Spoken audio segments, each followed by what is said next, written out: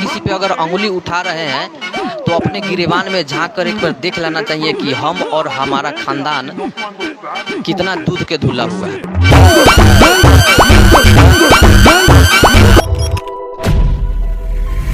यदि दूसरे देश के साथ क्या हो गया, जुड़ गया, एक देश दूसरे देश के साथ क्या हो गया है, जुड़ गया, उसी को क्या कहते हैं, भूमंडलीकरण। मतलब भू का मंडल होना। मंडल मतलब कथी ना होता है, अठजाम लखरा में मंडली बुलाया जाता है, तब मंडली अकेले आता है नहीं, 10 गुना साथ में आता है। तो वही भू मतलब जमीन, मंडलीकरण मतलब मंडल मतलब बहुत सारा जमीन। मतलब हर एक देश, मतलब जब एक या एक से अधिक देश आपस में मिलकर व्यापार करना शुरू करते हैं, आपस में एक रहते हैं, उसी को हम लोग क्या कहते हैं, भूमंडलीकरण कहते हैं। तो बोलो भूमंडलीकरण अच्छा है कि खराब है?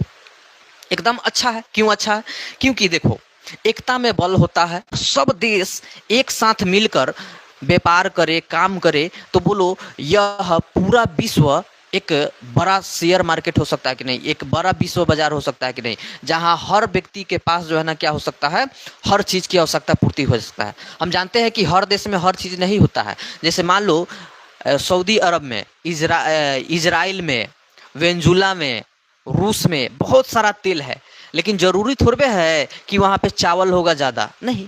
जैसे भारत में चावल ज़्यादा उपजाया जाता है बंगाल में, ऐसे तो विश्व में सबसे ज़्यादा चावल और गेहूं उपजाया जाता है चीन में, लेकिन भारत में गेहूं चावल उपजाया जाता है प्रथम में।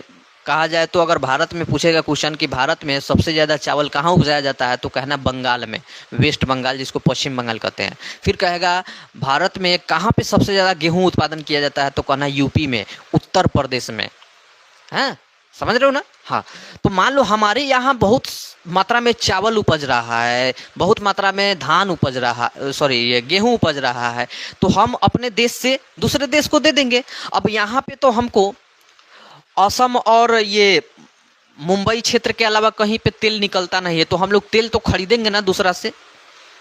हम लोग तेल क्या करेंगे, दूसरा से खरीदेंगे।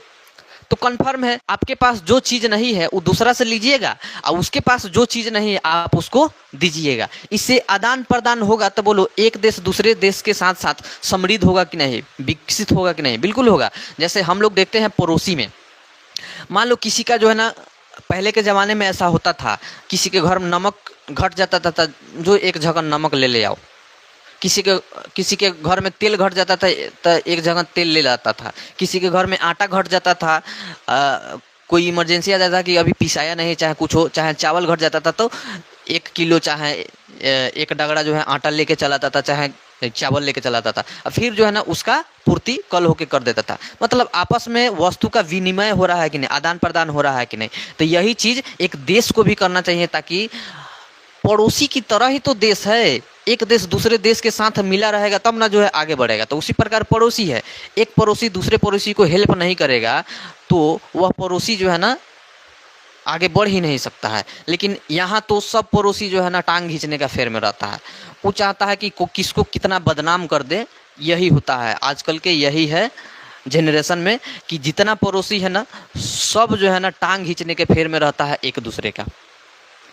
ये नहीं सोचता है कि हम किसी पे अगर अंगुली उठा रहे हैं तो अपने गिरेबान में झांक कर एक बार देख लेना चाहिए कि हम और हमारा खानदान कितना दूध के धुला हुआ है।